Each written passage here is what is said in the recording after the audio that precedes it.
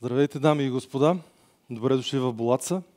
Аз съм Троян Петров и това събитие е част от програмата Стани ръководител полети с тема как се прави екип между небе и земя. Преди да продължим с събитието, ще поканя господин Георги Пеев, генерален директор на Болатса.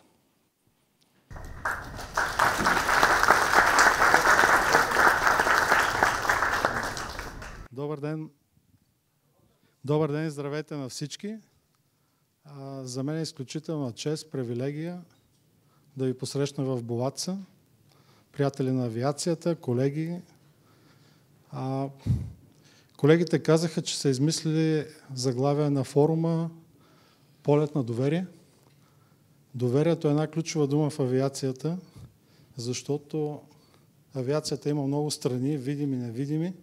Тоест изпълнението на един полет зависи от много служби, много хора, пилотите, които са видимата част за вас, ръководители на полети, техници, механици, метеоролози.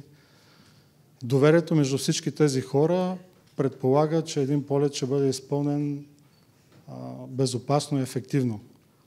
Комуникацията, координацията между тези хора е ключова. Между нас, ръководителите на полети, и аз съм вече не точно ръководител на полети, но бях такъв дълги години, е ключова. Кратките фрази, които се чуват в ефир, понякога е мълчанието, което казва повече от фразите. Този workshop е част от нашата кампания за подбор на ръководители на полети. Изключително сериозна професия, интересна, динамична, такава, която не ни кара да бъдем така да живеем, а да живеем интересно. Така че се надявам хората, които стоите отпред, да сте тези потенциални бъдещи наши колеги, които да бъдете в невидимата част на полета. Пожелавам ви едно интересно събитие. Сигурен съм, че колегите са подготвили добре. И до нови срещи и на успешните такива от вас, които участват в подборите. Добре дошли!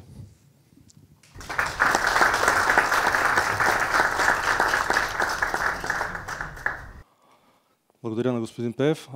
Днешното събитие ще продължи в няколко части. Първо ще седнем тук 4 души, ръководител, полет, пилот и инженер, за да ви разкажем как ние виждаме доверието в авиацията с различни истории от своя живот. После ще продължим с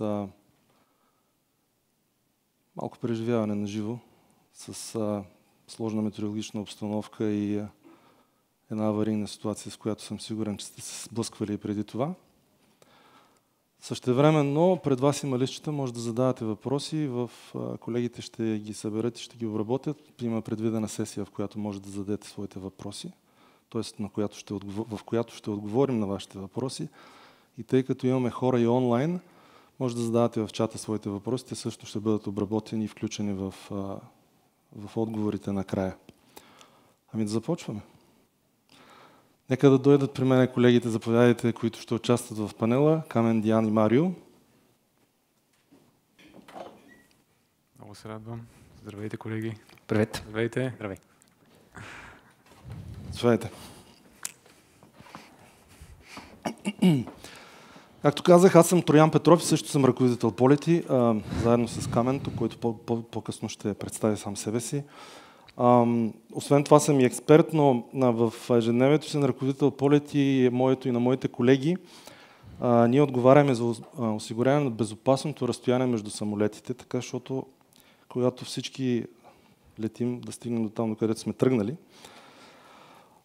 това не е само във въздуха, но и на земята. Използваме помощни средства, радари, комуникация и навигация, за да свършим тая своя дейност, за която по-късно ще говори Диан. Естествено, целта на нашата професия и въобще на целия бизнес е да осигурим безопасното и ефективно преминаване на самолетите през въздушното пространство на България, тяхното излитане и кацане.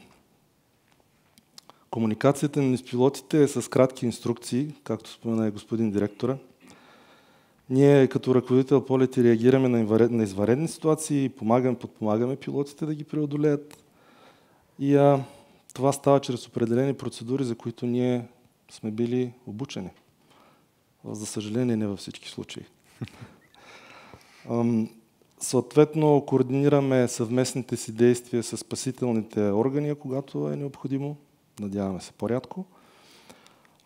Друго важно нещо е, че в работата си използваме изключително модерни обзорни радиокомуникационни компютърни системи и технологии, чрез които проследяваме, сепарираме и комуникираме с пилотите. Моята роля днес е да ви преведа през една тема, която е едновременно професионална и лична. Изграждането на доверие. В авиацията доверието не е пожелание, то е среда на работа. Ще чуете техните гледни точки, различни гледни точки от височината на пилотската кабина, от работното място на ръководителя на полет и от сърцето на от инженерното сърце на системата. И всички ние изграждаме този невидим екип, който работи в доверие и с доверие. Нашите участници. Марио Бакалов, пилот с многогодишен международен опит, който ще ни разкаже как се изгражда доверието в кабината и също така как се изгражда доверието между пилотите и ръководителите на полети и какво пилотите очакват от нас, от ръководителите на полети. Камен същевременно, освен ръководител полети, е ръководител на авиационния учебен център на Болаца. Той е много важна фигура в обучението на ръководителите на полети. Той ще ни запознае с системата на обучение на ръководителите на полети. Диан, от своя страна Диан Разказов. Той е ръководител на отдел комуникации, навигация и обзор в районния център за управление на въздушното движение на Болаца. Като неговия екип гарантира, че всички комуникационни, навигационни и обзорни средства работят така, че ръководителите на полети и пилотите да могат да се свършат своята работа спокойно, безопасно и в доверие.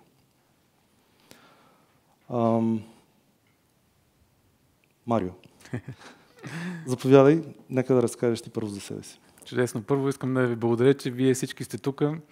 За мен е чест и удоволствие да бъда сред вас и да се запозная с вас.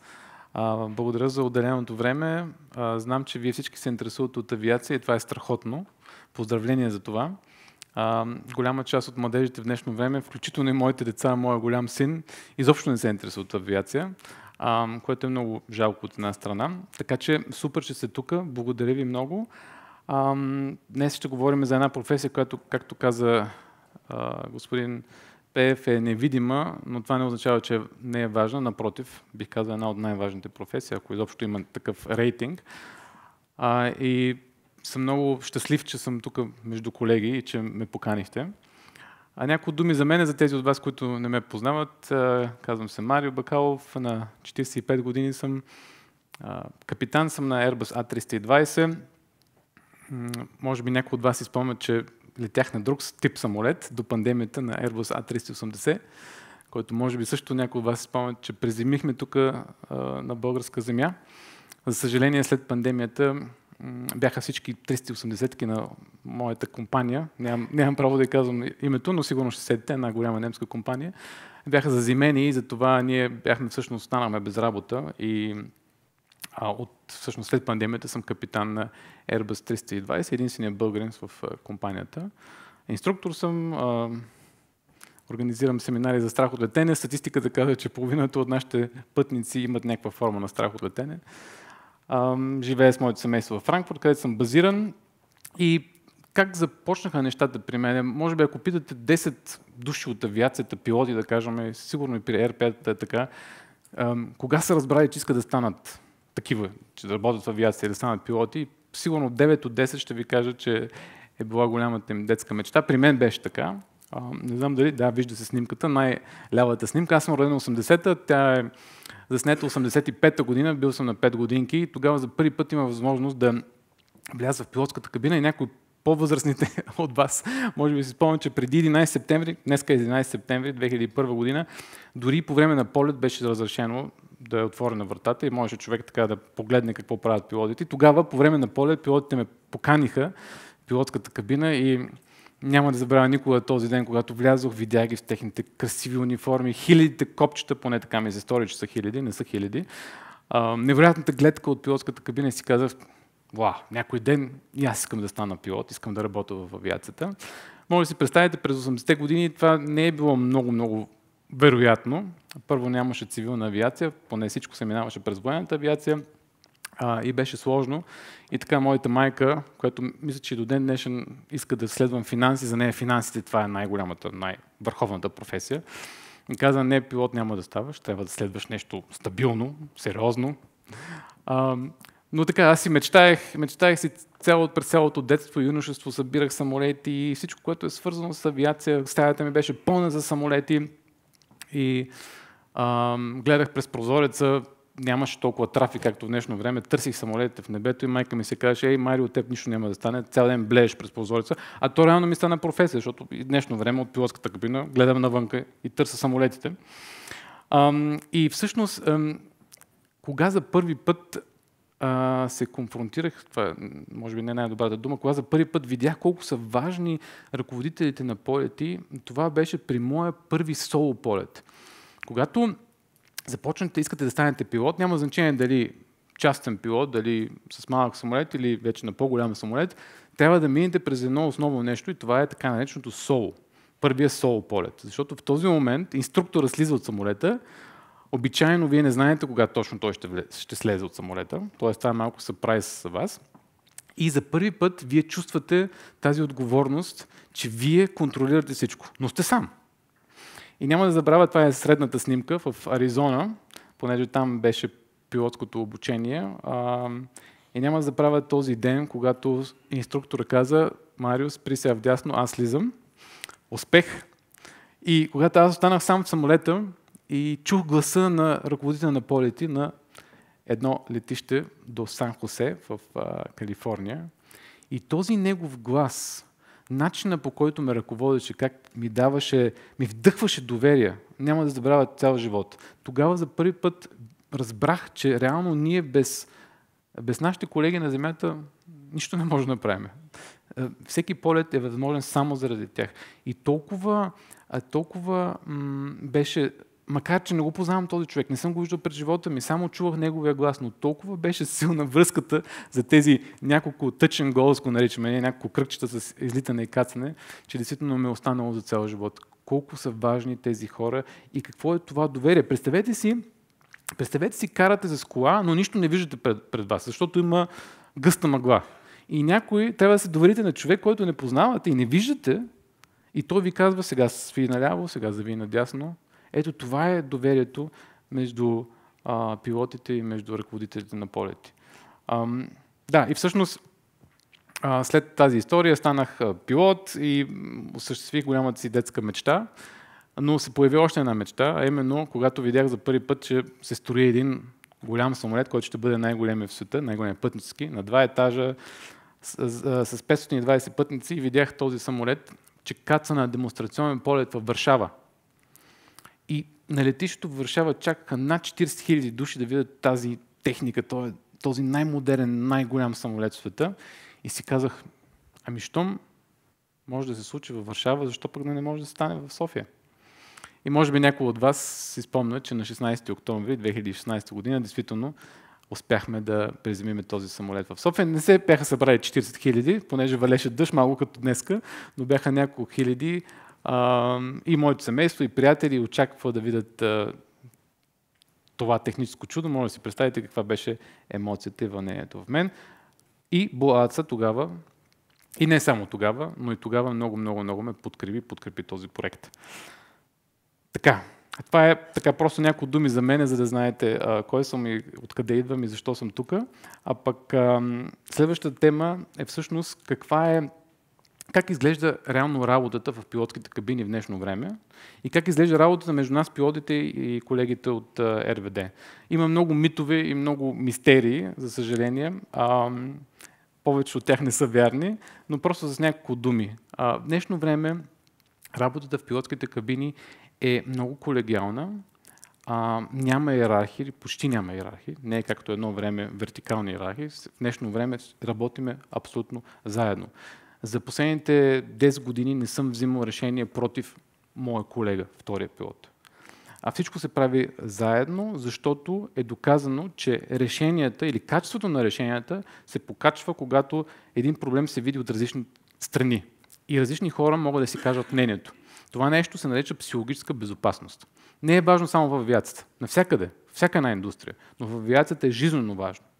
Тоест, да не си мълчи някой, който вижда нещо. И ще ви дам един в случая лош пример, защото е най-голямата авиационна катастрофа в историята на авиацията, 1977 година, може би сте чували за Тенерифе, където 2 самолета, 2 джамбоджета се удрят на пистата при лоша видимост. Единият на КЛМ джамбоджет смята, че е получил разрешение за излитане. Същевременно обаче се намира друг самолет на пистата, който не се вижда заради мъглата. И КЛМ джамбоджета излита и 130 метра преди сблъсъка вижда другия самолет, но не успява, опитва се да дигне самолета, но поради ниската скорост не успява и се удря в другия самолет. Самолетите се възпламеняват и загиват 583 души. Има много поуки от тази случка. Една от основните е комуникацията, колко е важна между пилотите, но между и РП-тата и пилотите. И другото нещо, защо говоря за психологическа безопасност, защото втория пилот и бордовия инженер са знаели, че има друг самолет на пистата. Но не са успяли да го вербализират по такъв начин, това го наричаме асертивност, така че да убедят капитана да не излита. Разбирате ли? 2 абсолютно технически изправни самолета. Пилоти едни от най-добрите, с 1000 часове опит. Но поради лоша комуникация не успява да се справят с такава ситуация. Това е лошия пример. А добрият пример, съвсем скоро ми се случи, излитане от Стенстед в Лондон за Франкфурт. И малко след излитане усетихме, че в пилотската кабина, но не само в пилотската кабина, и в пътническата кабина има нещо като дим. А може би знаете, че в авиацията дима е най-опасното нещо. Тоест философията, когато има дим или пожар, трябва веднага да се каца някъде. И ако няма къде, се каца дори на вода или в нивата. И точно в този момент виждаме този дим. От друга страна, няма този характерен и типичен мирис на дим. А по-скоро си го представете малко като в дискотеките, като пускат такъв пушък. Нещо такова, мирише на все едно нещо важно, на мухъл. Но за нас високо стресова ситуация, защото номер 1, целта е веднага да се кацне. Възможно бързо. Всяка минута, всяка секунда решава. И в този момент споделихме на колегите от РВД, на действащото РП, че имаме smoke in the cockpit и обявихме Mayday. И в този момент отново почувствах точно това. Така че всеки ден го чувствам, доверието с колегите, между другото не само в България, по света, навсякъде. Но в този момент беше ключово да чуеш един спокоен глас, който ти дава насока, ти казва къде и ти прави проактивно предложение, кои са най-близките летища, за да не трябва ти в тази така или иначе вече стресова ситуация да мислиш допълнително и да губиш време. И с един много спокоен глас каза, че от негова гледна точка най-близко е в този момент Лондон Хитроу, т.е. едно от другите летища в Лондон. Каза кой е според него най-добрият вектор и че ще подготвят всичко за нашето кацане. Това беше като как да кажа, едно успокояващо чувство, че има някой, който контролира нещата, който бди над тебе. И действително в рамките на 11 минути направихме кръгчето и кацаме в Хитроу. В Хитроу ни чакаха над 30 пожарни линейки и така нататък.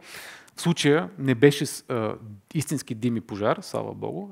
Се оказа се по-късно, че този самолет сутринта е бил de-iced, т.е. е пръскан флуид против обледеняване, така се прави през зимата. И частици от този флуид, за съжаление, са влязли в климатичната система на самолета, която е разпръснала всъщност тази хидравлика или тези капки в хидравлика. И това се е получило с важността на въздуха, климатичната система и така нататък, се е получил именно този дим. Така че реално, слава Богу, нищо чак толкова фатално, но можеше и да е нещо друго. Така че това е един от последните примери в последните месеци, при който отново установих, че колко са важни тези хора и какво спокойствие дават. И реално от тях зависи до голяма степен дали един полет ще бъде успешен. И пак казвам, не само тук из Европа, понеже на А380, разбира се, летях до всякакви дестинации по света. Разбира се, много е интересно да се, понеже ние само чуваме гласа, не виждаме хората, но по начина на говор, диалекта, акцента, китайци, индийци, южноамериканци, много е интересно различните култури да усетиш как работят и как се опитват да ти помагат, но при всички тези хора има едно и то е действително подкрепата и доверието към нас. По целия свят. Така няколко думи като въведение на нещата. Сигурен съм, че вие ще имате въпроси. Ще съм благодарен и много ще се радвам да отговоря на вашите въпроси, но доколкото разбрах, имаме и сега и програма, така че продължаваме с програмата. Благодаря, Марио. Може ли да върнеш предишния слайд? Аз искам само да допълня. От дясната страна е реалната позиция, на която работят ръководителите на полети в България. И ние също работим по двама. И също изпълняваме един на друг. Указанията си не вземаме самостоятелни решения, за да можем да сме сигурни, че даваме правилните инструкции и да осигурим безопасността на полетите като ръководители на полети. Абсолютно. Да, знам от това. Не знам дали хората го знаят, така че много добре, че го казваш, че вие сте по двама и абсолютно това да сме по двама или по трима на дългите полети сме по трима, осигурява именно тази безопасност и различните гледни точки. Така че екипността е най-важното, може би най-голямата иновация в авиацията за последните 30-40 години е точно това, което ние наричаме Crew Resource Management. Crew Resource Management означава, че се използват, при вас се казва Team Resource Management, че се използват всички ресурси за вземане на най-добрите решения. Тоест не е one-man show, както е било през 60-70 години. Капитан е безгрешен, безупречен, което за съжаление виждаме, че е довело до редица инциденти, а точно обратното, че само в екип може да сме успешни, номер едно. И номер две, това, което казвам на всички млади хора в днешно време, е, че реално, ако погледнете кои са 8-те най-важни качества и умения за бъдещето ни, за бъдещите професии, ще установите, погледнете в интернет, ще установите, че от тези 8, 7 са междуличности умения. И само едно техническо умение, така наречените digital skills. Така че знам, че в момента се говори за изкуствения интелект и че някой ден всичко, че няма да ни има и така нататък, но повярвайте ми, няма да е скоро. И ние може да направим едно, да работиме именно по тези нашите social skills, soft skills, меки умения, както искате ги наречете, защото те ще ни осигурят това да сме по-дълго на борда на самолетите и на земята. Добре, благодаря, Марио. После ще продължим с въпросите в сесията за въпроси. Сега Камен. Здравейте и от мен. Радвам се, че сте тук и радвам се, че не гледате и на живо във Facebook. Разбрахме какво правят пилотите. Пилотите, ако мога грубо така да го кажа, карат самолета. А какво обаче правят ръководителите на полети? Ръководителят на полети е високо квалифициран специалист, който отговаря за безопасното и експедитивно движение на въздухоплавателните средства в контролирано въздушно пространство или на летищата. Ние имаме, ръководителите на полети, имаме ключова роля в авиационната безопасност, като управляваме въздушния трафик, предотвратяваме сблъскване и осигуряваме ефективно движение на въздухоплавателните средства. Ако може да направим една аналогия, дали въздухоплавателният транспорт и сухопътният транспорт, какви са разликите между двете? Когато ние караме автомобил, следваме определени правила, взимаме определени решения въз основа на това, което виждаме и по този начин предотвратяваме конфликти, изблъсквания. Може ли това нещо директно да се насочи в авиационния бранш при нас? Един самолет лети с около 850 км в час. Тоест, ако имаме два самолета, които летят един срещу друг, то скоростта, с която ще се събират, е около 1700 км в час. Което пък значи, че за една секунда тези два самолета ще изминават, ще се събират с около половин километър. Малко по-малко, 10% грешка, нали, е допустима за тия бързи сметки, които ги правиме. Така, може ли да си представите как един пилот ще управлява самолета и трябва постоянно да е на щрек и да има невероятни бързи реакции и самолета невероятно бързо да ги изпълнява? Няма как да стане, а именно точно това е едно от нещата, които ме грабна и мен в избора на тази професия на ръководител полети, е как пилотите абсолютно насляпо ни се доверяват, за да взимаме решения. Какво правиме ние, ръководителите на полети? Ние издаваме инструкции, съответно как да разминаваме самолетите безопасно и експедитивно. Пилотите стриктно изпълняват тези наши инструкции и указания, които им даваме. Имаме три вида ръководители на полети. Ръководител полети кула. Тези колеги отговарят за излитането, кацането и движението на самолетите в района на летището, по пътеките за рулиране. Ако нямаше ръководител полети, как самолетите ще знаят от коя писта да излитат, на коя писта да кацат, кой ще бъде първи за кацане, за излитане или когато се разминават по самите рольошки, по пътищата за рулиране, кой ще е първи? Дали ще е този, който кара по-скъпия самолет, или този, който е от по-реномираната авиокомпания, или някой, който е излитащ или кацащ, но как ще се разбере с това, особено на по-натоварените летища с повече пътища за рулиране. Няма как. Затова е необходимо и присъствието на ръководител полети, именно на това работно място кула. Следващия ръководител полети, следващия вид такъв е ръководител полети подход. Абсолютно нагрубо ви казвам, ръководител полети подход отговаря за подреждането на долитащите самолети за кацане и за внедряването на излитащите самолети в потока от въздухоплавателните средства, които транзитно си прилитат от нашата страна, т.е. за безопасния им набор на височина. Приемаме една ситуация, натоварено летище, включително и нашето може да е такова в определени периоди от денонощието, идват за кацане 3 самолета едновременно. Как тези самолети ще знаят за съществуването си и как ще се подредят за кацане на безопасно разстояние един от друг.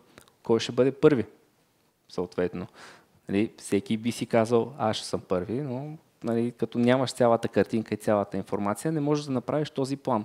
Именно тук е и нашата роля, ръководителите на полет и подход, за да може по най-експедитивния начин, с най-малко забавения, да подредим самолетите за кацане, така че те да могат да си кацнат безопасно. Същевременно, когато имаме само една писта, нямаме няколко писти, съответно да направим и такова разстояние между тях, за да може да имаме и излитащи самолети. Тоест да може да цялото движение да се осъществява. И последния случай е работното място контрол. Ръководителите от работно място контрол, вече казахме, те отговарят за разминаването на самолетите, транзитно прелитащи над нашата страна. Освен този конфликт, който споменахме, самолетите, когато наближат тяхната крайна дестинация, трябва нали, да почнат и да снижават съответно. Как ще започнат да снижават, ако под тях има други самолети, било то в същата посока или срещу положна, или има други самолети, пък, които просто пресичат траекторията им отляво и дясно. Няма как да се знае нали, и това. Затова изцяло се доверяват на нас ръководителите на полети и ние осъществяваме нали, това подреждане и безопасно разминаване на самолетите. Поемаме абсолютно цялата отговорност за безопасното и експедитивно движение на самолетите. Нека да видим как може да отъждествиме това доверие в цифри. Trust the numbers, trust in numbers. Нали, малко игра на думи. Знаете ли колко въздухоплавателни средства обслужваме ежедневно? Колко полета ни се доверяват за 24 часа? За 2024 година това са 3850 самолета в рамките на едно денонощие, на 24 часа. Тази година, 25-та година, вече успяхме да подобриме този рекорд и сме обслужили безопасно и експедитивно. Тези две думички ще ги повтаряме няколко пъти. 4126 самолета. Това е едно драстично увеличение. Най-натовареният ни трафик е през лятото, конкретно последната събота и неделя на летния сезон, когато всички вече се прибират от техните почивки. Именно и така на 30 август тази година е записан този брой, а миналата година съответно 31 август се падаше, нали, съответната събота, най-натварения ден в нашето въздушно пространство. На годишна база над 1 милион самолета прелитат над нашата територия и ако трябва да сме малко по-конкретни, 1 милион и 76 хиляди самолета и 68. Тази година, рано е да се каже тази година, имаме само някаква статистика и тенденция, но смело мога да кажа, че може би над 1 милион и 200 ще бъдат тези самолети. И тук, ако вкараме, нали, още малко математиката с различните типове самолети, тъй като имаме бизнес джетове, които прелитат от нашата страна, имаме турбопроп самолети, тези с перките, както ги наричаме, нали, жаргонно, по-разпознаваемо.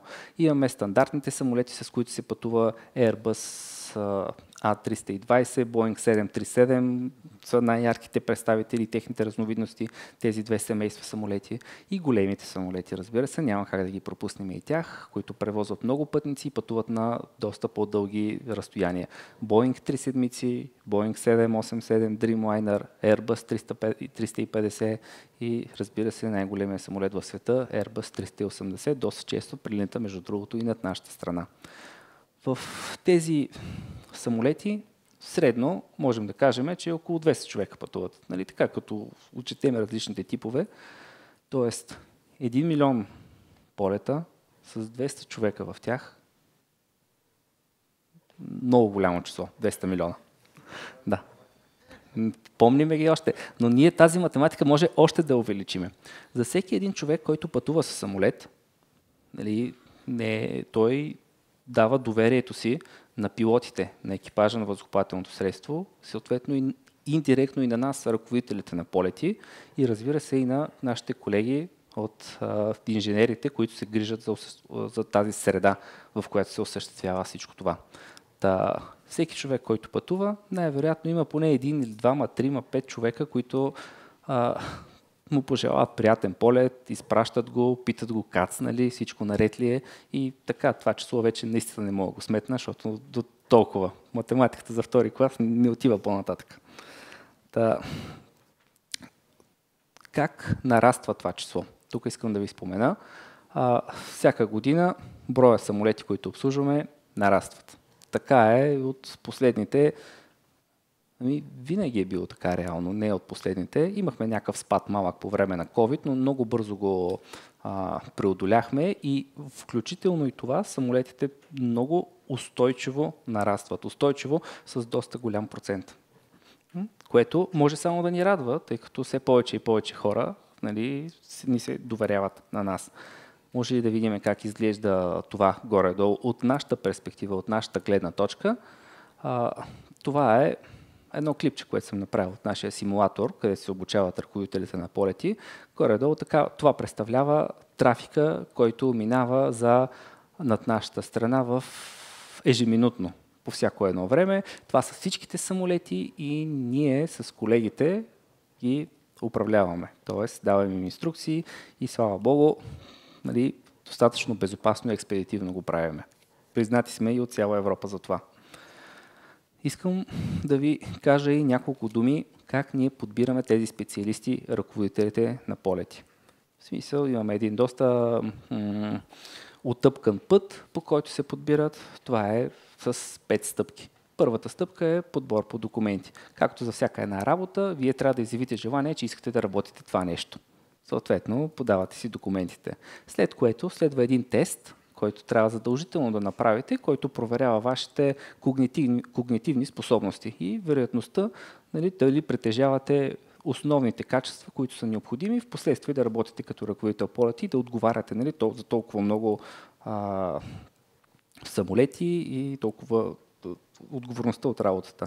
Именно трябва през този тест проверяваме откриването на обекти, бързото смятане, разпределението на вниманието, пространствената ориентация, дори нивото на английски език, тъй като знаете, комуникацията е на английски език с всичките самолети и пилоти, които прелитат. логиката проверяваме и други такива неща. За допълнителна информация може да ги видите съответно и в нашия сайт, доста добре са описани. След което следва и третият ни етап от подбора, а именно медицинската годност. Тук много си приличаме с пилотите, тъй като минаваме почти сходни, да не кажа почти едни и същи, но на 80-90% може би са сходни изискванията за пилотите и ръководители на полети. Съответно, трябва да бъдат преминати и те. Имаме пореден етап практически упражнения на симулатор, където вие се запознавате с естеството на работа и дали ще може да я вършите, дали ще ви носи удовлетворение и разбира се, както за всяка една работа, интервю.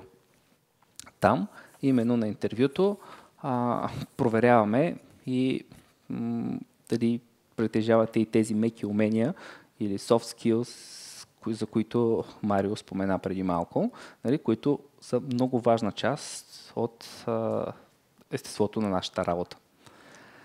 Имаме една малка разлика тук с пилотите. Това, че ако искате да станете пилоти, най-важно е желанието там и средствата, които си осигурите, тъй като може да си заплатите обучението. При нас няма такова нещо, вие си кандидатствате и ние поемаме абсолютно всички разноски за вашето обучение. Иначе, ако искате самостоятелно, няма как да се обучите за ръководител полетите, трябва някой да ви обучи, т.е. трябва да сте подбрани, да притежавайки необходимите качества. И последно, да ви разкажа набързичко как се обучаваме, как преминава едно обучение за ръководител полети и именно къде точно се явява и това доверие, което изграждаме в бъдещите такива. Обучението ни е свързано с теоретична част, където учиме някои основни предмети, които са жизненно важни. То е, между другото, много сходно, да не кажа едно към едно, даже наистина ние сме го взаимствали от обучението на пилотите. Учиме предметите като въздухоплавателни средства, навигация, метеорология, управление на въздушното движение, имаме оборудване и системи и имаме и два много важни предмета. Това са човешки фактор и професионална среда. Именно там ние започваме да изграждаме необходимите качества за бъдещите ръководители на полети. Следващия етап на обучение е практическата част. Това е и симулатора, където се обучават ръководителите на полети. Между другото, обучението и тук е сходно като това с пилотите, тъй като и те си имат съответната практическа част, както и Марио спомена, за соло полета и за всичко. При нас винаги първо всичко се извършва на симулатор, след което преминаваме и към останалата част от обучението, финалната, обучението на работно място. Вече там трябва да сме абсолютно убедени, че вие притежавате всички необходими умения. Не само това да разминавате самолетите безопасно и експедитивно, но и добра комуникация и да се случват нещата безпроблемно най-вече между пилотите и ръководители на полети. Общо взето, това исках да ви кажа и ще завършим с това, както в авиацията винаги има кое е първото, кокошката или яйцето. А в авиацията е кой е по-важен, пилота или ръководителя на полети. Сега, ако няма пилоти, за какво са ни ръководител полети? Значи, може би пилота е по-важен. Обаче пък ако имаме пилоти, как ще летят тези пилоти? До сега обяснявахме, че няма как да се случват всичките тези полети, защото просто естеството на работа е различно. Така че ръководителите на полети са също важни. И вечният въпрос, кой е по-важен? Аз бих отговорил така. Най-важни са инженерите. Защото няма ли инженери, няма да има самолети, няма да има среда, няма да има нужда нито от пилоти, нито от ръководители на полети. Благодаря ви за вниманието.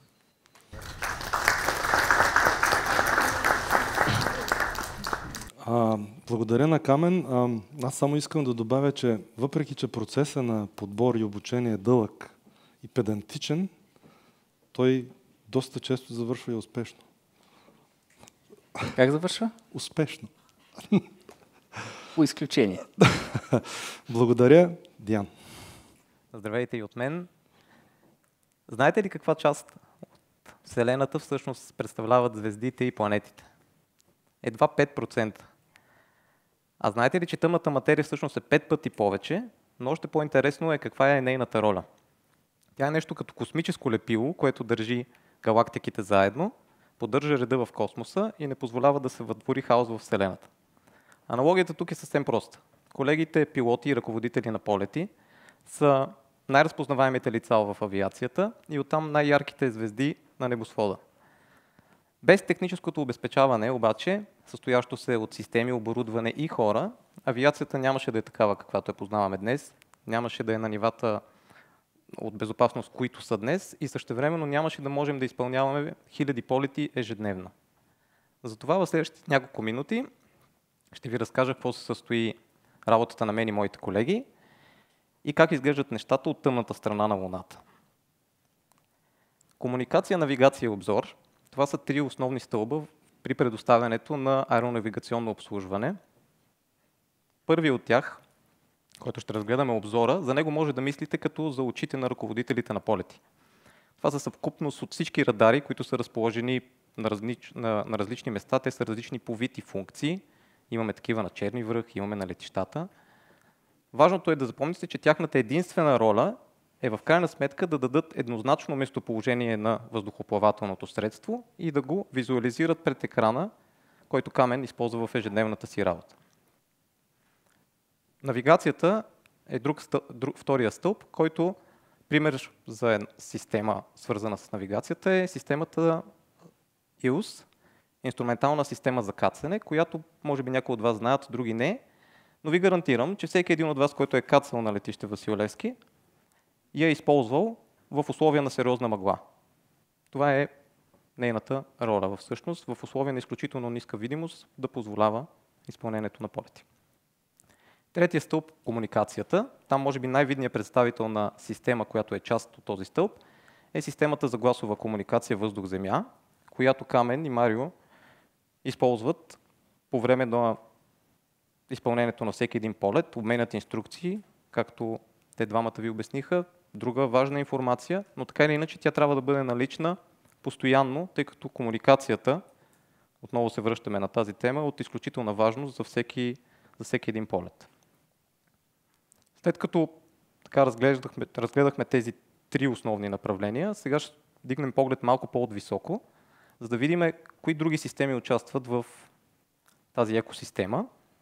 И за безопасното изпълнение на всеки един полет има редица други, като например автоматизираната система за управление на въздушното движение, система за обмен на аеронавигационна информация, метеорологична информация, например имаме метеорадари, които в условия като днешните, в които навън вали, дават индикации къде са опасните метеорологични явления, къде трябва да се занимава, къде трябва да се заобикаля. И системи за прогнозиране на трафика и различните натоварвания в секторите от нашето въздушно пространство. Автоматизираната система за управление на въздушното движение е може би най-важната и най-сложната такава, тъй като в нея влизат изключително много потоци от различни други системи и се визуализират 24 часа в денонощно, 365 дни в годината. Всеки един компонент от тази система е резервиран. Отделно от това има почти същото копие на друга система при евентуален технически отказ, който ние всячески се стремим да избягваме, но неминуемо някой път се случват ситуации, но ние в авиацията всичко е резервирано, всичко е по две, за да може в условия на отказ работата на Марио и на Камен да не се нарушава и те да бъдат спокойни в изпълнението на тяхната работа. Виждате числото 4126 и аз много го харесвам. То е повод за гордост както за колегите ръководители на полети, така и за нас. Ако го разгледаме така с проста математика, ще видим, че всъщност на всеки 20 секунди един полет влиза в нашето въздушно пространство. Може би ако ситуацията беше такава, тяхната работа ще да бъде по-лесна, понеже е по-предвидима. За жалост не е точно така, което усложнява допълнително и точно поради тази причина системите, за които аз и моите колеги отговаряме, трябва да са налични постоянно, тъй като работата е safety critical, human safety, постоянно има нужда от обновяване на информацията, освен че тя трябва да бъде налична, почти real time се случва. При 800-900 км в час може да си представите с каква скорост тя трябва да се обновява. Друг интересен аспект на това, което правим ние, е участието ни в международни групи с колеги от цяла Европа, семинари, където дискутираме и търсим варианти за подобрение в работата на системите, правим ги по-надежни, в опитите си да развиваме нашата част от уравнението. Моят професионален път е минал през едни от най-големите западни компании и нещото, което намерих единствено тук в работата си в Болатца, е факта, че можеш да участваш в целия процес. От писането на изисквания за дадена система, през разработването на нейната архитектура, в последствие внедряването й и използването й, след което цикъла се повтаря, когато тя трябва да се подмени.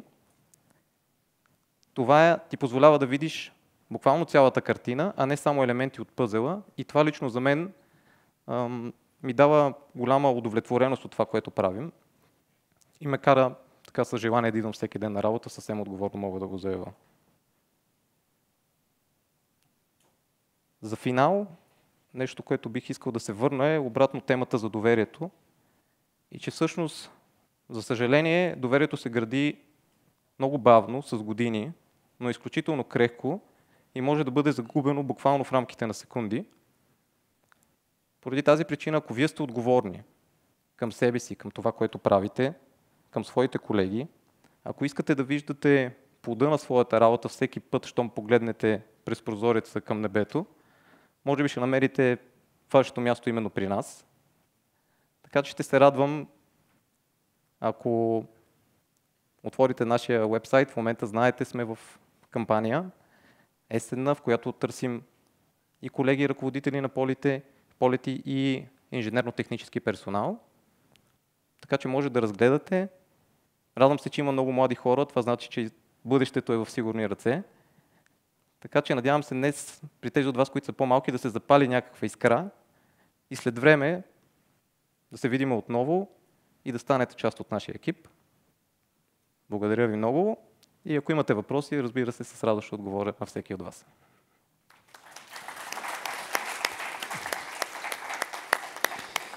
Благодаря на Диан. С това се изчерпва първата част.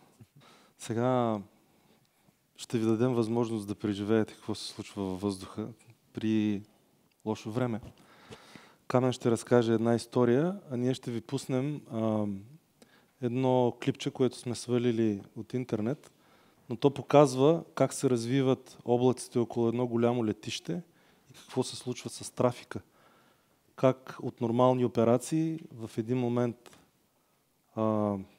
излитанията и кацанията се прекратяват, самолетите влизат в зони за изчакване и след като лошото време отмине, се възобновяват операциите. Повярвайте ми, в тези ситуации и от двете страни, във въздуха и на земята, ни е доста трудно, но се справяме. Заедно. Абсолютно, да. И аз пак искам да повторя. Именно метеорологичните условия или влошените такива са най-предизвикателната част от нашата работа. Както на пилотите, и така и на нас, ръководителите на полети, тъй като това прави целият процес малко, айде да не казвам непредвидим, но трудно предвидим. Тоест, тогава трябва да се реагира много бързо и трябва да сте изключително внимателни. Именно една такава история искам да ви разкажа и аз, която пак се крепи точно основен фактор е доверието между пилотите и ръководителите на полети. Слава Богу, това не е моя история, не са се случили при мене. С един колега, който отдавна е пенсионер, имах честа да разговарям с него, тъй като те се носи като мит и като легенда тук из нашите среди. И няма толкова много гласност на тази история, но надявам се, като ви я разкажа сега, и National Geographic да се самосъзират и да искат да направят един клип бъдещ за тази история. Ще ви върна назад във времето през далечната 2006 година, зимата на 2006 година, където може би половината от вас още не са били родени, но тогава още валеше сняг, имаше много сняг, падаше и съответно това правеше излитанията и кацанията на самолетите малко по-сложни. Какво се прави в една такава обстановка? Ами когато навали много сняг, трябва да се затвори самото летище, за да може да се почисти пистата, да се обработи и съответно после самолетите да продължат да излитат и да кацат. И това нещо се случва периодично. Защото той снега продължава да си вали, продължава да си натрупва в последствие и така. Защо самолетите не могат да кацат, когато има сняг? Защото се хлъзгат, нали? Спирачният ефект не е добър и затова пистите трябва да се почистват. Именно една такава ситуация на конкретната дата може и да не е казано с точност. 8 февруари се случва, вали сняг, излита самолет на компанията Авиталия. Тя фалира преди известно време, съответно, затова спокойно мога да си позволя да я кажа. Излита такъв самолет и за Солун. Отива самолета на Солун, обаче там вали много силен дъжд. Толкова силен дъжд с такива силни пориви на вятъра, и то вятър е страничен на пистата, т.е. с страничен вятър. Между другото, много хубави клипчета има такива, ако някой се интересува. Crosswind Landing, като напишете и виждате как самолетите летят малко настрани, за да кацат. Та именно в едни такива условия, с много силен дъжд, много силни пориви на вятъра, самолета прави няколко опита за кацане на съответното летище, неуспешни, защото не е стабилизиран подхода. Капитана взима финалното решение, няма да кацаме, не е безопасно и прави стандартната процедура минаване на втори кръг. Втори заход, втори подход, втори опит за кацане, отново не е успешен. Не съм сигурен дали са 2 или 3 опитите. Сега вече съм сигурен, че максимума, който се разрешава на авиокомпаниите е до 2 опита, няма повече, нали? Но тогава може да са били различни нещата. Не е ясно. И самолетът се отправя за кацане на запасно летище, което се явява в случая София. Далее, но какво се случва при нас тогава? При нас вали сняг. Много силен сняг. Излитат самолети, кацат самолети, обработват ги с противобледителна течност, да може да не се замразяват, нали, съответно веднага щом излетят и да могат да си мърдат плоскостите за управление. Затваряме пистата за определен период от време за почистване, тъй като вече има много сняг на нея. През това време над летището или в зона близо до летището 3 самолета изчакват подобрение на условията. Тоест имаме 3 самолета, които единия не може да кацне, защото е лош спирачния ефект, иска подобрение. Другите просто нали, си знаят, че трябва да изчакат, за да може да тогава е отредено почистването. Започва почистването и идвайки този самолет към София, конкретната нали, Италия с тип AMD самолет, мисля, че 8.2 или 8.3, то и тия самолети ги няма вече, отдавна ги пенсионирахме, не летят в Европа, има и забрана за летене над Европа за такива самолети. Идва за кацане и вика, кацам, аз нямам втори шанс, нали, трябва да кацна. Пилота, видимо притеснен, нали, и си казва, от срещната страна много е важно гласа, който се чуваш от срещната страна. Нашия колега, ръководител полети, с абсолютно спокоен глас му казва, разбрах, ще ви кацна. Взима самолета и го води за кацане, като абсолютно спокоен, по този начин му вдъхва нали, на него спокойствие, а вънка положението е страшно. Вали сняг, пистата затворена, сняг по нея, не е почистена, ужас. Самолети чакат за подобрение, нали, не могат да кацат и появява се някой, той ще каца. Нали. И колегата звъни, нали, съответно, с вътрешната координация между другите ръководител полети, от подхода на кулата, съответно, там с летището, оперативен център, които отговарят за поддържането на летището.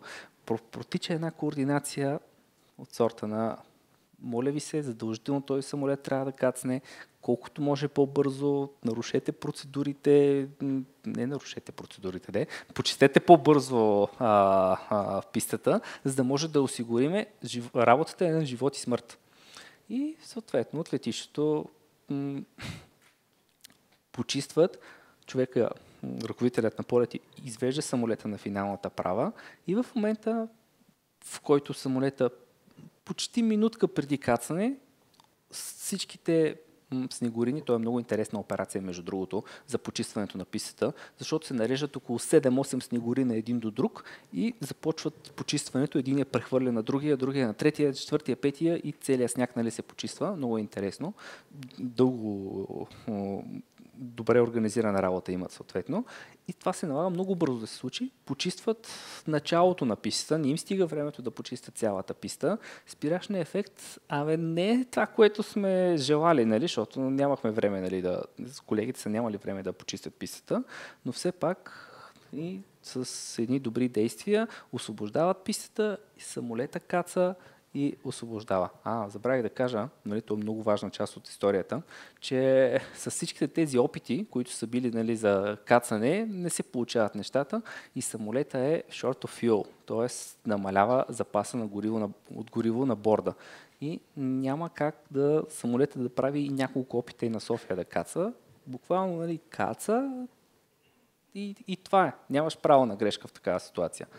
В момента, в който е кацнал самолета, успява да освободи, паркирал е на стоянка и след което историята гласи, че самолетът е останал с, да не кажа празен резервоар, но много близко до празния резервоар, почти на изпарение са успели да се случат нещата.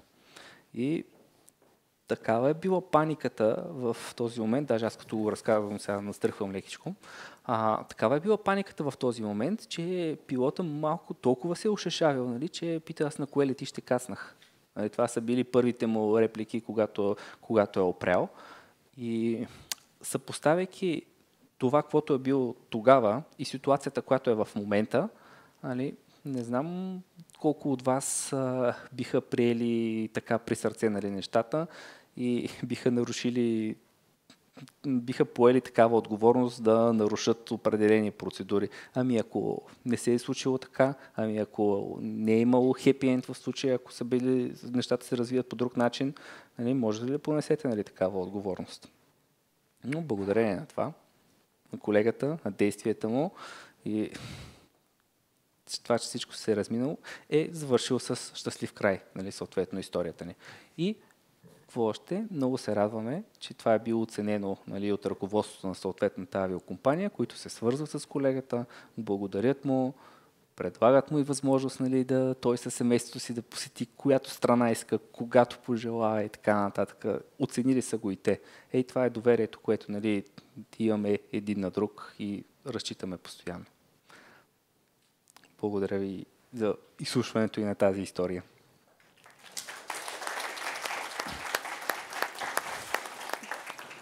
Подготвили сме ви още една история, която най-вероятно сте гледали филма преди известно време, излезе за кацането в река Хъдзън на един самолет. Гледали ли сте го? Това е една много показателна история, как понякога изпадаме в ситуации, които не тренираме. И колкото и да очакваме нещо да ни се случи, ние да подпомагаме пилотите и да си знаем урока, както се казва, като ти кажа да кацам Хъдзън, е нещо неочаквано.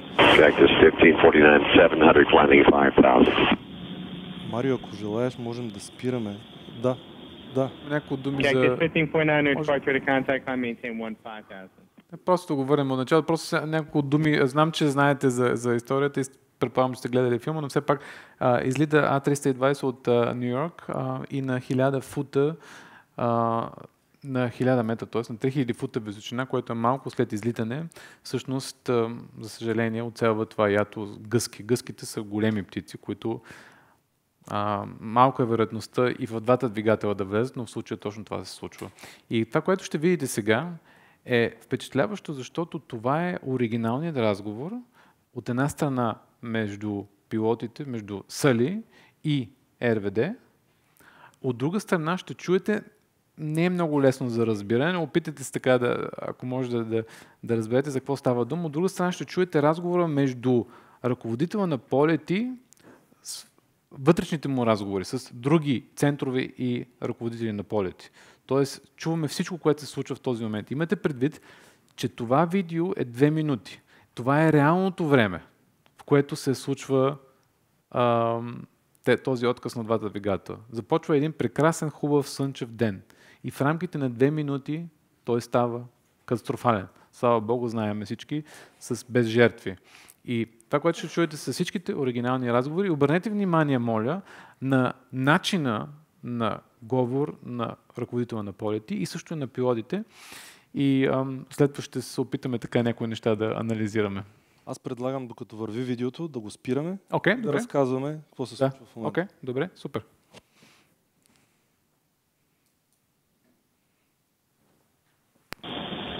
Cactus 1549, 700, climbing 5000. Cactus 1549, това е call sign, така се Cactus казва полета. 1549, departure to contact, climb Това е maintain 1 РП-то. 5000. Maintain 1 5000, Cactus 1549. Виждаме гъските. Cactus 1549, turn left heading 270. This is Cactus 1539, hit birds, so you've lost thrust on both engines, returning back towards LaGuardia. Okay, you need to return to LaGuardia. Turn left heading up 220. Тук един стоп, да правим. Един стоп. Значи, нали, чувате, това е Сали, оригиналният звук. Тук ми прави впечатление, че общо дето говори, все едно да говори с жена си, абе няма ли да полеем доматите? В смисъл сравнително спокойно при такава ситуация и казва we hit birds, нали, оцелихме птички. И пък ръководител на полети казва, не, може да отидете в LaGuardia, което е едно от летищата в Нью Йорк. Има 3 или 4. Нуарк, JFK, Питърборо. И нали, в този момент веднага му се дава асистенция, помощ от ръководител на полети. Tower, stop your departures, got emergency returning. Who is it? It's 1529. He bird strike, he lost he lost the thrust in the engines, he's returning immediately. Cactus 1529, which engines? He lost thrust in both engines, he said. Може да спреме? Cactus Да, тук. Да, това е вътрешните разговори, които провеждат ръководител полети с друг ръководител полети, съответно в LaGuardia. И се информират взаимно какво и как се случва, за да могат да предприемат действията си. Виждате, действията трябва да са незабавни, веднага да се случат, тъй като за много кратък период от време се развиват тези събития и ръководителя полети, от който в момента... Departures. Да, от летищите, където на чиято връзка е самолета, казва на ръководителя на полети на кулата, че да освободи пистата, има самолет, който с отказали двигатели и идва за кацане при тях. Възможно по най-бързия начин, урежда нещата, за да се случи, нали, да отиде безопасно самолета. Ако мога аз да допълня, ръководителя на полети на летището, което е предложено за кацане, пита колко, кой енджин? Колко, да, и после като разбира, че едва нещата стават още по-сериозни. Безмоторен самолет. Планер, да. It's 1529. We can get it for you. Do you want to try to land 1013? We're unable. We may end up in the Hudson. Hi, Cactus 1549. It's going to be left traffic to runway 31. Тук още един стоп, понеже не знам дали се разбира, нали, той му прави предложение и той казва unable, нали, не можеме. Явно преценяват в този момент, че няма да стигнат до летището. И казва we may end up in the Hudson. Това малко трудно се разбира. Тоест, възможно е и да кацнем на Хъдсън. Okay, what do you need to land? Do you want to try to go to Teterboro? Yes. Teterboro, Empire. Actually, LaGuardia departure guy, emergency inbound. Hey, go ahead. Cactus 1529 over the George Washington Bridge. Wants to go to the airport right now. Wants to go to our airport. Check. Does he need assistance? Yes, it was a... Тук пак да спрем. Може би вие да кажете... Ами отново координация с следващото летище, нали, да се предложат варианти, възможно най-бързо, най-близо до самолета, на където лети, за да извърши кацането си там, да е безопасно, защото ситуацията наистина ескалира и е аварийна в случая. Bird strike. Can I get him in for runway 1? Runway 1, that's good. Cactus 1529, turn right 280. You can land runway 1 at Teterboro. We can't do it. Okay, which runway would you like at Teterboro? We're going to be in the Hudson. I'm sorry, say again, Cactus? Cactus 1549, radar contact is lost. You also got Newark Airport up here too, clocking about 7 miles. Newark. Eagle 54718, turn left thing 210. 210, 4718. I think he said he was going in the Hudson. Cactus 1529, Houston.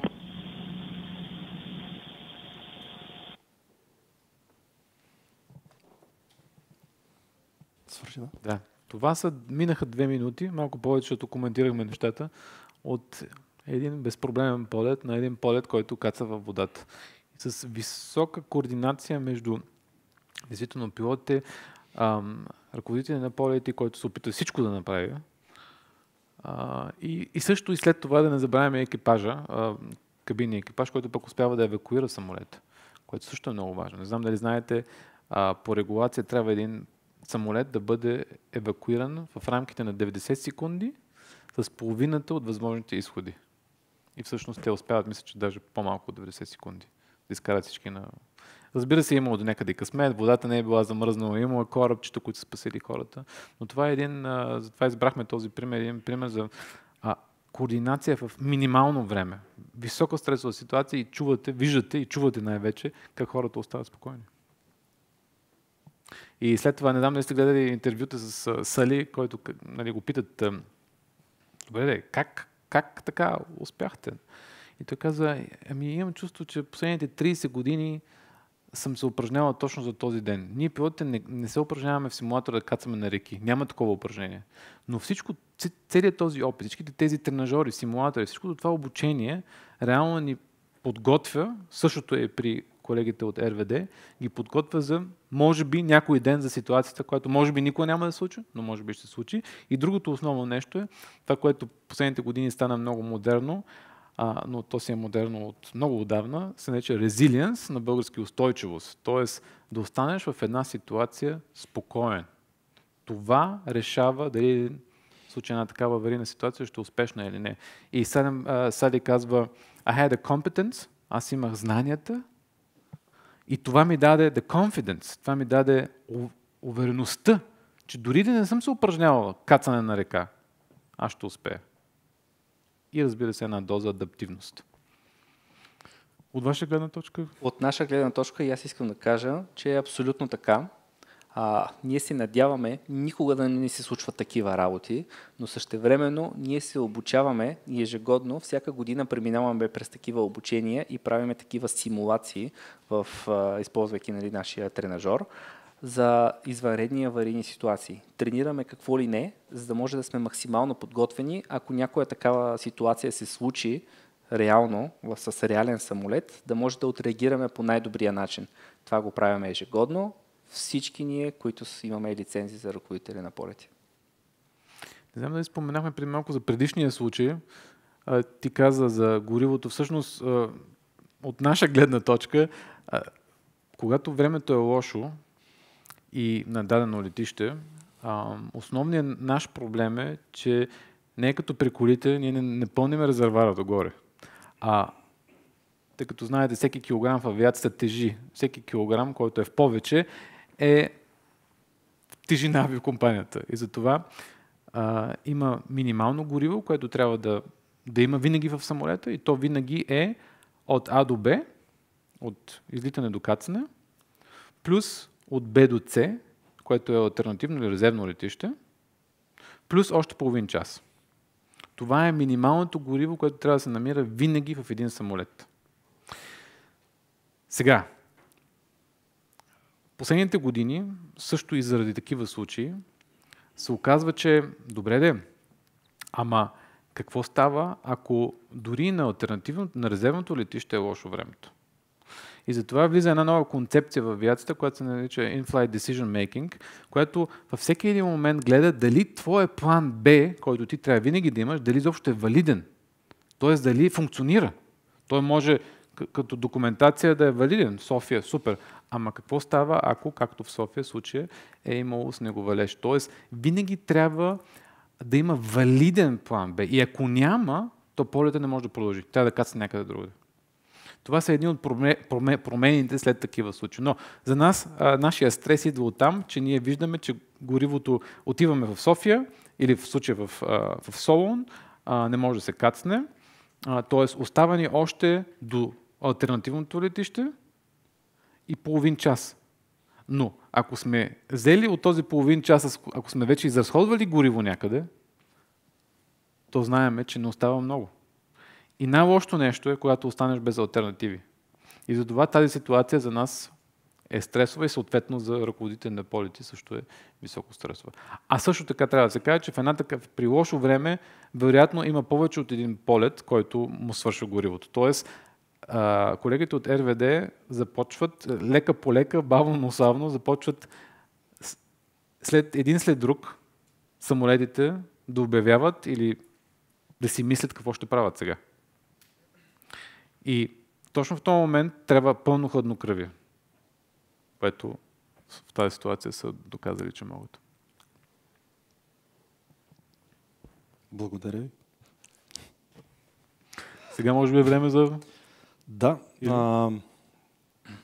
Нашите истории те могат да много продължат безкрайно. Може наред, да.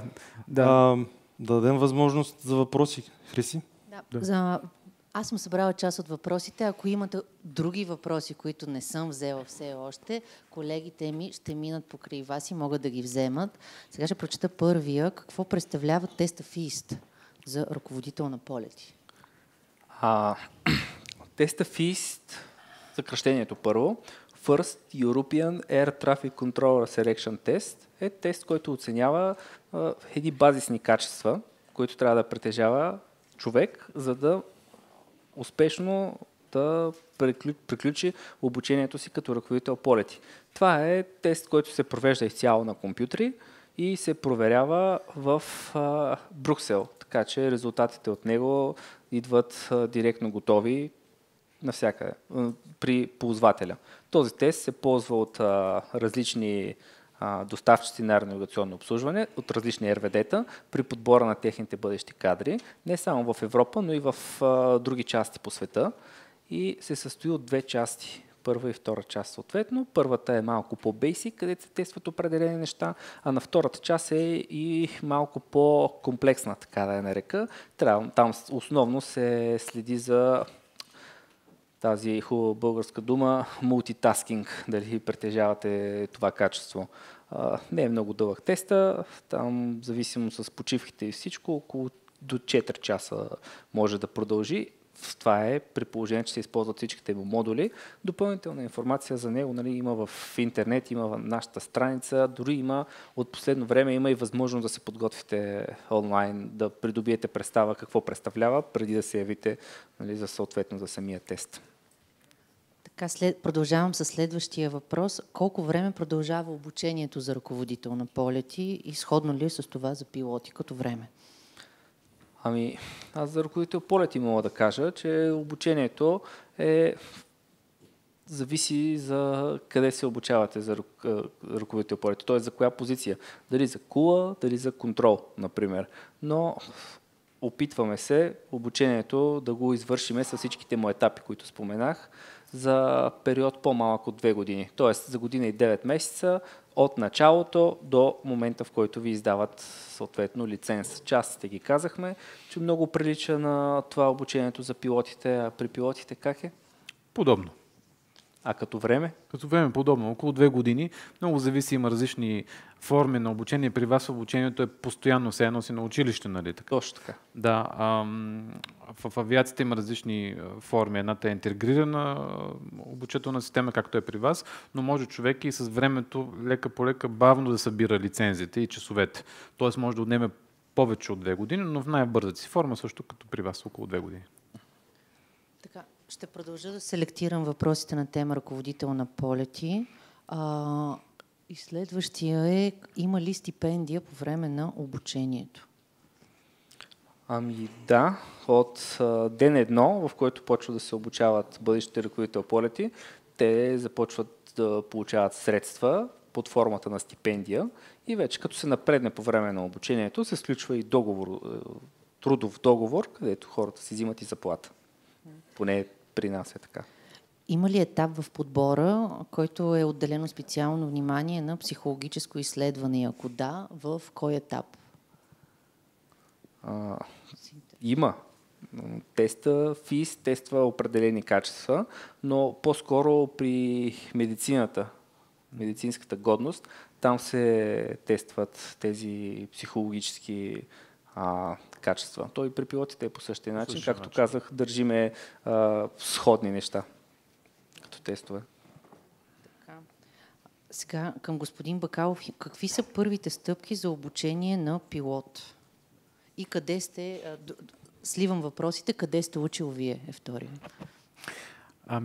При нас е малко, за съжаление, по-трудно, затова пътя на ръководителите полети е така, както и финансово, както казват, и като време, и като организация е най-добрата възможност. При нас е малко по-сложно. Има най-грубо казано 3 възможности. Или кадетна програма, т.е. авиокомпания ви взима и ви обучава от нулата. Ап Initio се нарече това нещо. Но не ви плаща заплата. И вие плащате някаква сума от обучението, за която взимате кредит, например, и след това я изплащате след като започнете работа, с заплатата си. Така беше и при мене. Половината от обучението, тъй като успях да мина едни изпити, ми го опростиха. Другата половина от обучението, 40 000 евро, тогава на времето, изплащах в рамките на 15 години с заплатата си, което абсолютно е възможно. Това е, бих казал, от моя гледна точка, е най-добрата възможност. Кадетската програма. Тоест, отивате при авиокомпания, тя ви обучава и ви дава гаранция за работа. За съжаление обаче тези кадетски програми са вече доста рядко и е много трудно да се влезе в такава. Понеже всички искат, разбира се. Втората форма е, както преди малко казах, интегрираното обучение, т.е. отивате при училище и като все едно ходите на училище и там ви обучават, като си заплащате. Това се заплаща. Тук отново може да вземете кредит, има банки, които го финансират и така нататък. Тоест, идеята или някои хора казват, ама ако не си богат, не можеш да станеш пилот, това не е вярно.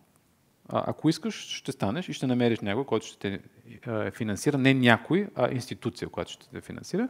И третата възможност е, когато пък не искате 2 години да са ви в кавички изгубени, искате да продължите, например, да работите. Имате си работа, искате да продължите да работите, да си печелите пари и тогава се записвате в училище и почвате индивидуален план. Тоест, летите и се обучавате тогава, когато вие имате възможност. Съответно, това трае по-дълго време, но пък е по-финансово щадящо, защото продължавате да работите. Имате инкъм.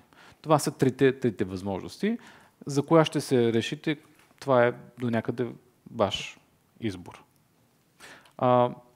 Само 2 думи за авиацията като цяло, понеже важи и за РВД. Очаква се трафикът в следващите 20 години да се удвои. Това означава да всички професии в авиацията, било то на земята, било то във въздуха, било то по летищата, че имат цветущо бъдеще.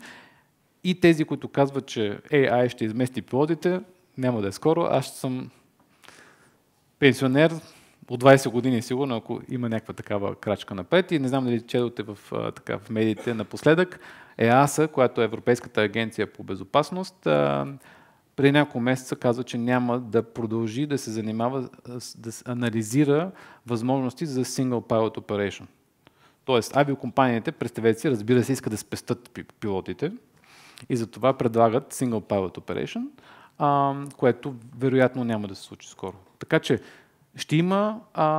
ще са нужни хора в авиацията, в авиационния сектор и мисля, че е един прекрасен момент сега да се започне. Няма значение дали като РП или като пилот.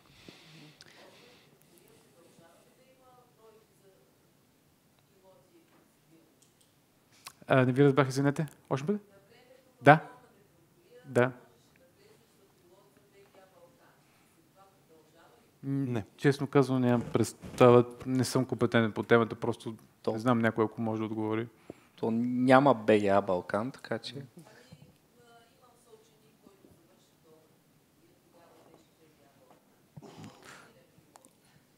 Да, преди е имало, като имало държавна авиокомпания и всичко, държавна поръчка, хора да се обучават за това нещо. В момента май всичко е частно. Да. Тук, може би, извинявам се, че се намесвам в Долна Митрополия, отдавна не обучават за цивилни цели нито пилоти, нито ръководители на полети. Обаче, може би трябва да обърнем внимание, че ние изискваме висше образование за ръководители на полети, но то може да бъде всякакво. Може да се завършили консерваторията. Так му ви е трениран гласа, заповядайте. Да, и още един мит.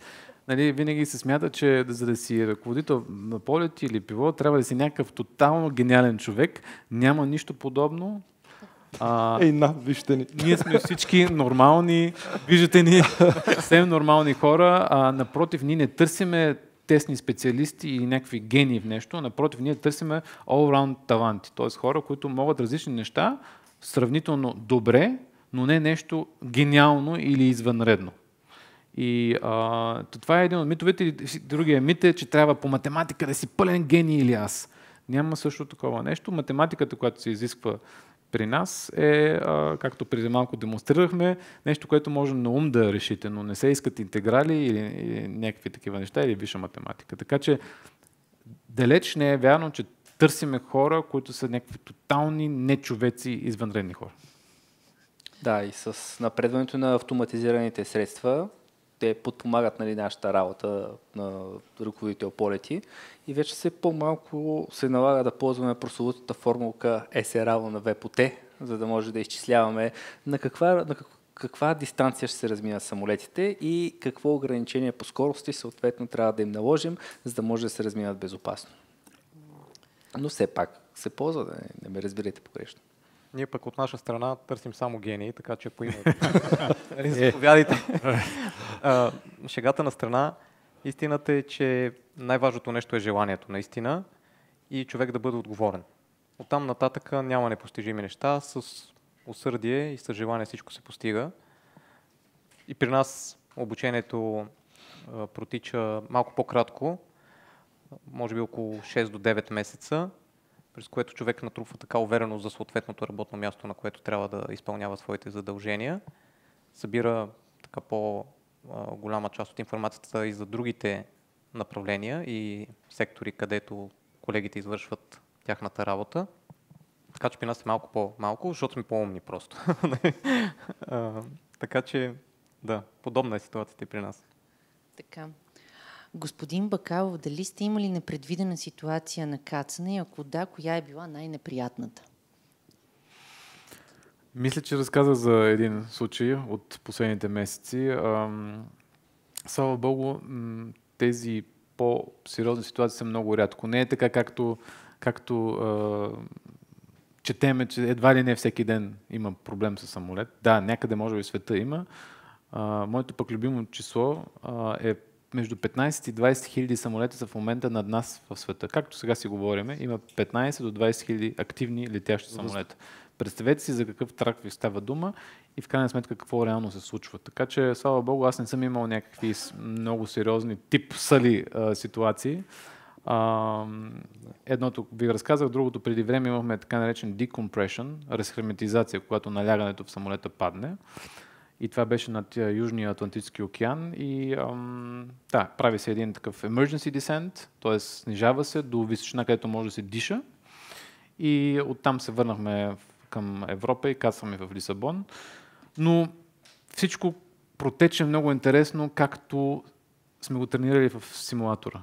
Точно затова тези симулатори са толкова важни, защото реалността, разбира се, винаги е динамична и по-различна, но въпреки това, което сме се упражнявали в симулатора, функционира, работи. И макар да не се познаваме, не знам да разказах, че когато отида на работа, аз не познавам моите колеги. Ние сме 5500 пилоти в моята компания и над 30 000 кебин кру. На всеки нов полет се запознавам с, да кажем, при А380 24 нови лица. И тези 24 души трябва да работят заедно. Защото малко по-късно при излитане може да се стигне до евакуация. И тези 24 души трябва да евакуират 520 души в рамките на 90 секунди с половината от изходите. И за да сработи всичко това нещо, трябва много сериозен тренинг.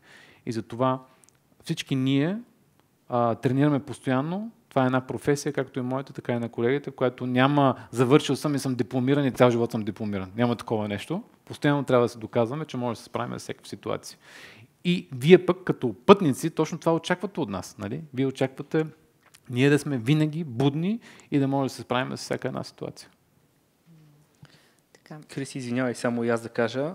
Ние сме едва 350 човека, всичките ръководители на полети в България, които работим в Боаца, като голяма част от тях, може би около 50%, работят и на летищата. Ръководител полети Кула, ръководител полети Подход.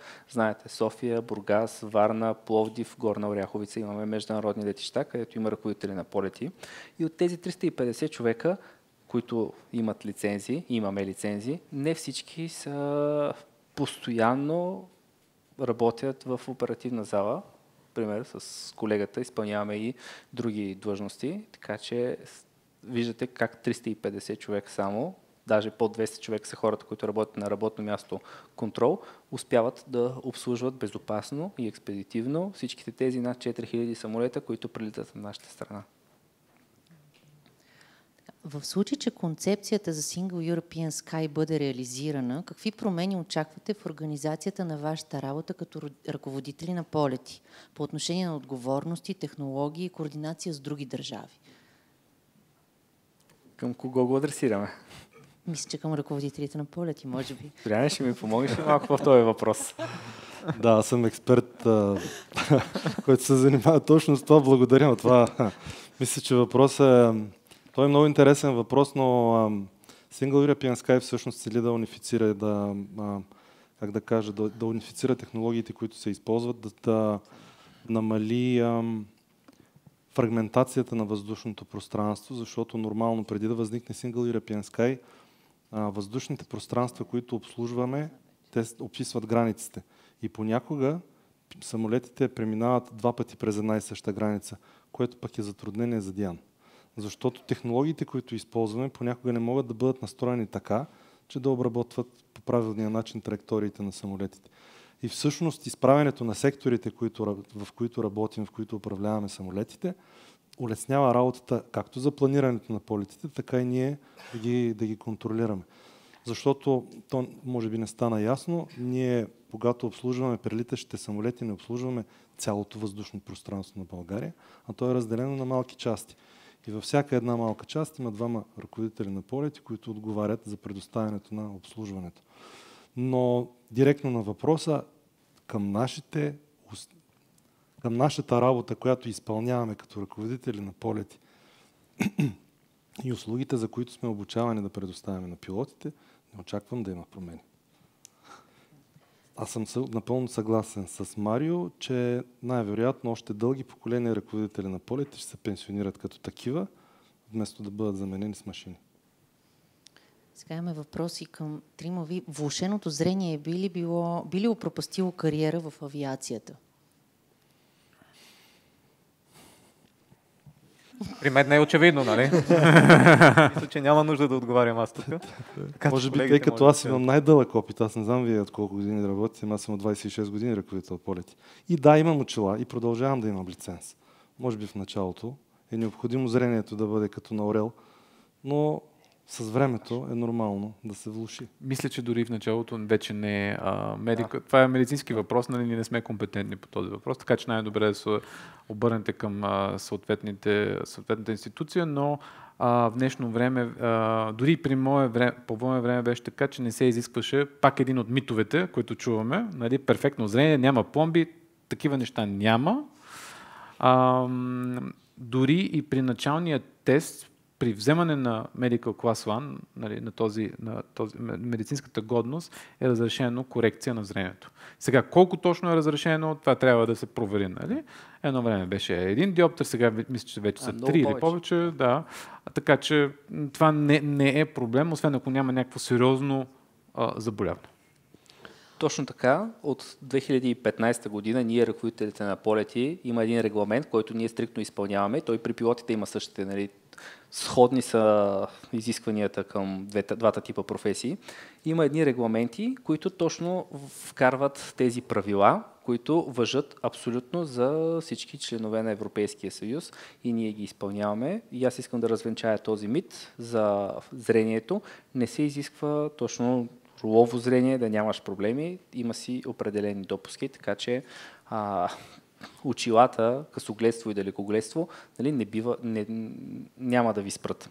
И още едно нещо, за младите от вас, които са на 15, 16, 17, 18 години, аз на 16 години при профилактичен преглед при очен лекар казах късоглед си. И ми сложиха очила. Остави, че беше неприятно в училище да нося очила, но това означава, че аз не мога да стана пилот. Най-големият шок в моето юношество.